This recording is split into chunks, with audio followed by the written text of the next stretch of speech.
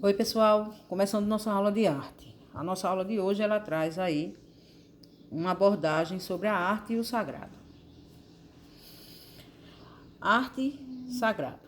A relação entre a arte e o sagrado remonta às primeiras manifestações culturais de que se tem notícia e tem acompanhado a história da arte ao longo dos tempos. Então você vê que desde muito tempo, né, desde muito antes de Cristo, que a arte, ela teve um apego muito grande ao sagrado. E o que significa o sagrado? O sagrado significa é um conceito, na verdade, ligado àquilo que tem muito valor, aquilo que assim, se tem um apego muito grande. E entre esse conceito aí está o conceito religioso, né?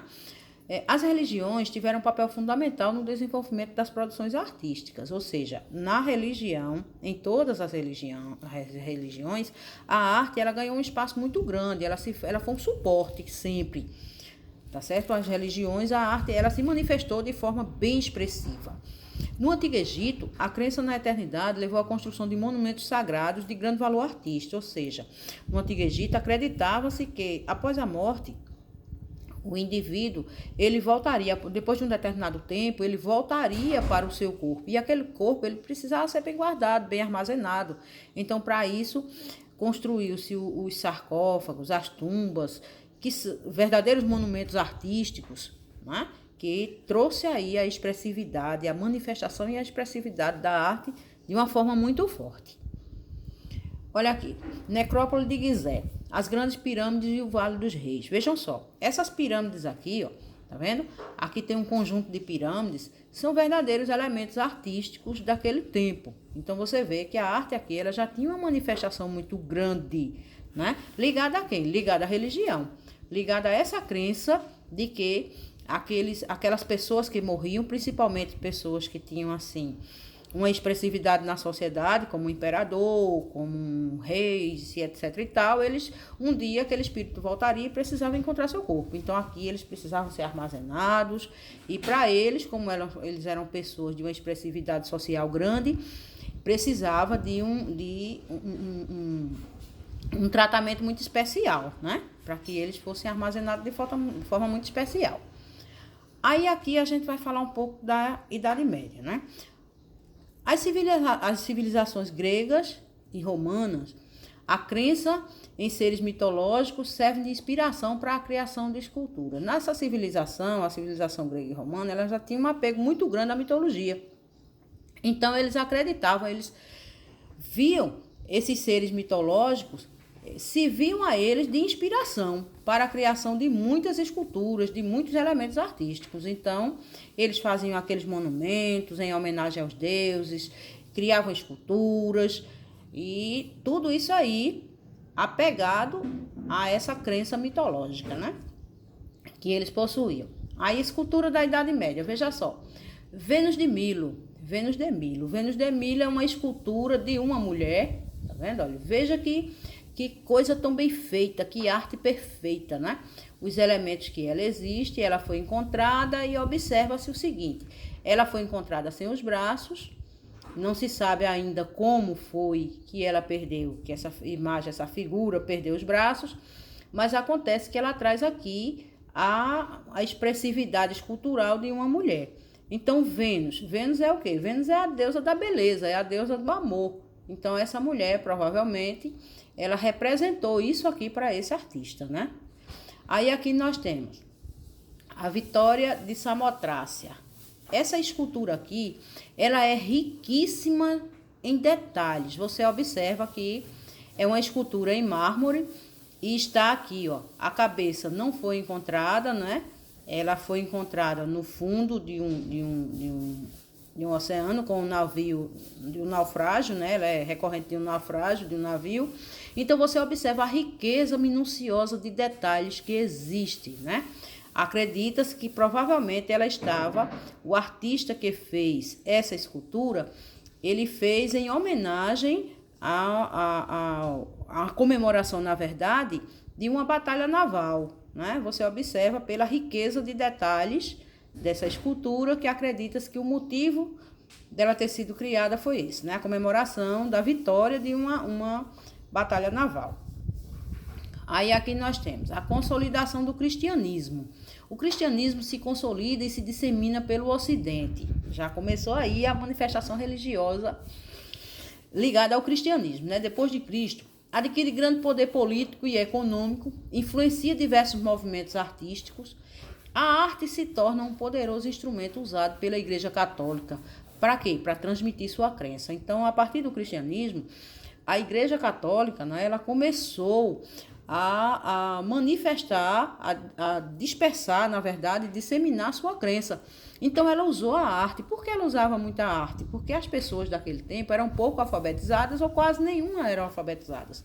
Então, como não sabia ler, como não tinha acesso a esse material escrito, né? Não tinha como se informar através de um material escrito, então as pessoas, a igreja, na verdade, usava a arte para transmitir crenças e valores, através da força e do impacto que a arte causava, certo? Então, eles queriam dispersar, né? Eles queriam manifestar o pensamento da igreja e a arte foi um excelente elemento para a igreja fazer isso.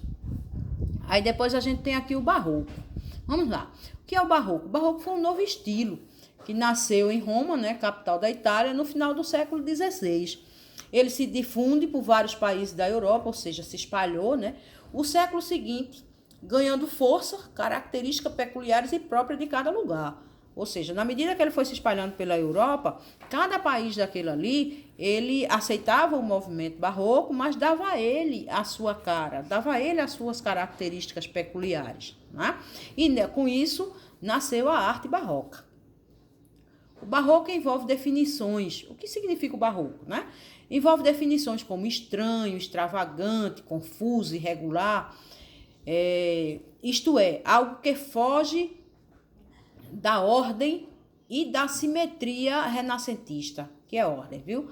Algo que é forma da ordem e da simetria renascentista, porque o movimento artístico que se conhecia antes do barroco era o renascentismo.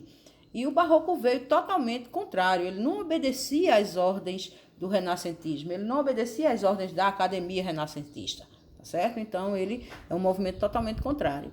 Aí aqui a gente tem uma arte barroca de Bernini, né?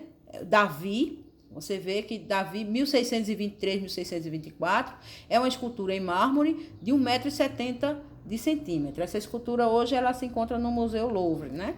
Paris. Então, veja só. Você vê aqui Davi, aquela história do rei Davi, Davi e Golias, com uma pedra. Você observa aqui, ó, ele fazendo uma expressão de mordendo os lábios, que vai arremessar a pedra, como quem está adquirindo força para arremessar a pedra. Está aqui a pedra em sua mão. Veja a riqueza de detalhes dessa obra, né? Então, como a gente viu, a arte barroca, ela traz elementos assim extravagantes, ela traz riqueza de detalhes, ela foge do contexto renascentista. Então aqui você observa, ó, ele até tem uma bolsa de lado, acho que era onde estava a pedra, né? E todos os detalhes, ó, tá vendo? É o momento exato da luta dele lá, Davi e Golias, e tá aqui o momento exato que ele está se preparando para atacar. Aí aqui a gente tem a arte barroca nas igrejas. A Basílica de São Pedro, no Vaticano, sede da Igreja Católica. Você observa, isso aqui o barroco aqui, ele já está na arquitetura, né?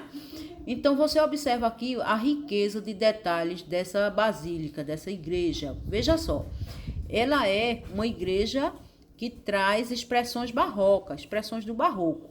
Observe aqui os detalhes da cúpula dessa igreja, os detalhes externos, a altura dessa igreja, todos esses elementos são elementos do movimento barroco. E a mesma igreja que por dentro, observa aqui a gente está na região do altar, e você observa todo o contexto interno, toda a estrutura, toda a arquitetura e a riqueza de detalhes, né?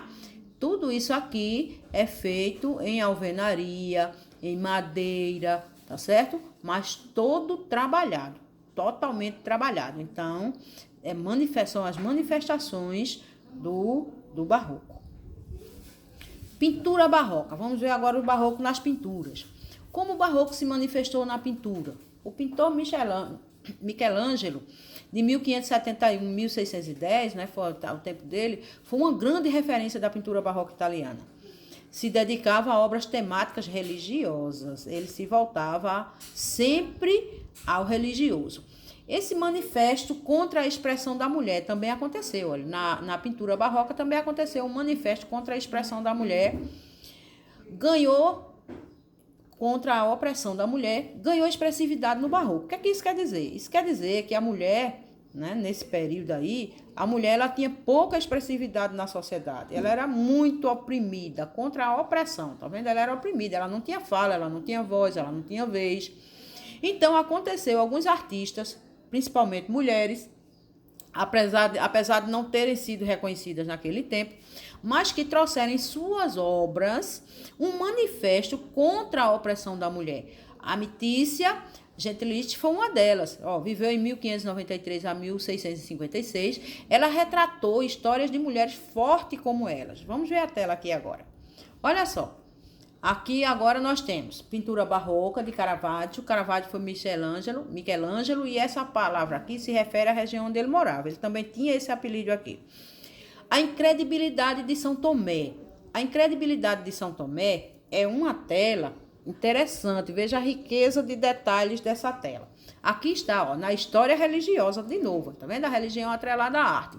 Aqui está Cristo, que ressuscitou, os discípulos, entre eles está Tomé, que não acreditou, aquela história, só acredito vendo, deixa eu botar o dedo na sua ferida para ver se é de verdade, olha, tá vendo?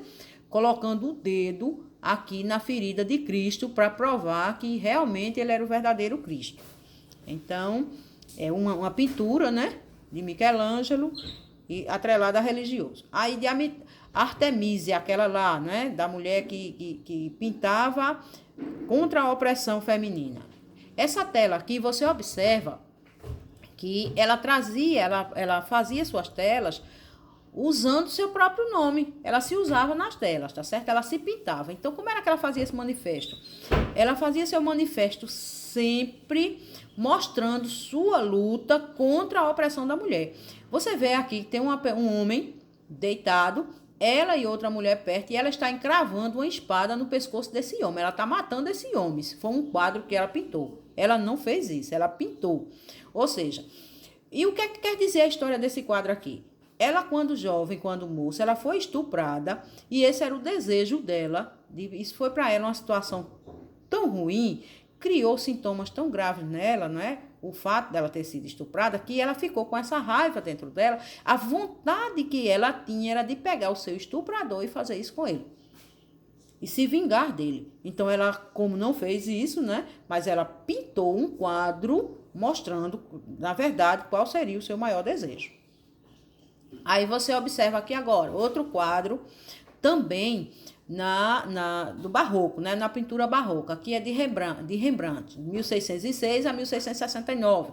A parábola do homem rico. Você veja, nesse tempo, nessa época aqui, estava a conquista da luz, né? Quando o homem queria prender a luz, segurar a luz para ele ir com ela onde ele fosse. Ele tinha essa necessidade, porque o homem precisava vencer a escuridão.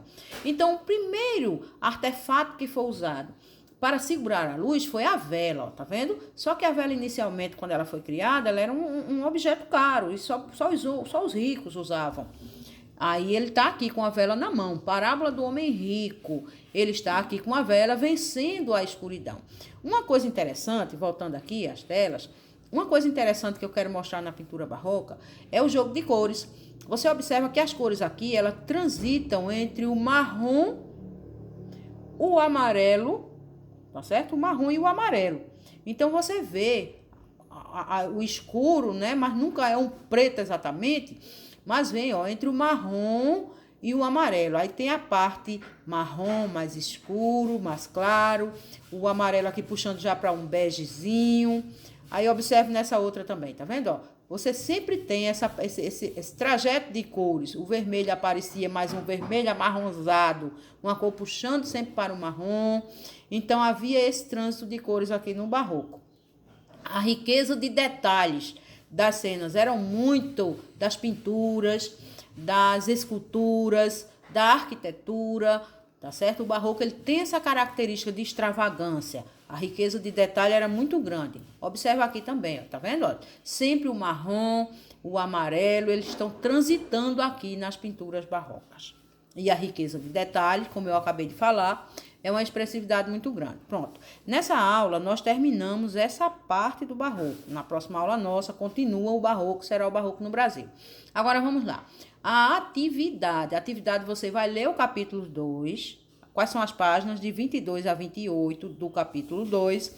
Copiar e responder. Eu botei em vermelho aqui, porque quem tiver dúvida, vai para copiar, sim, copiar e responder essas questões aqui.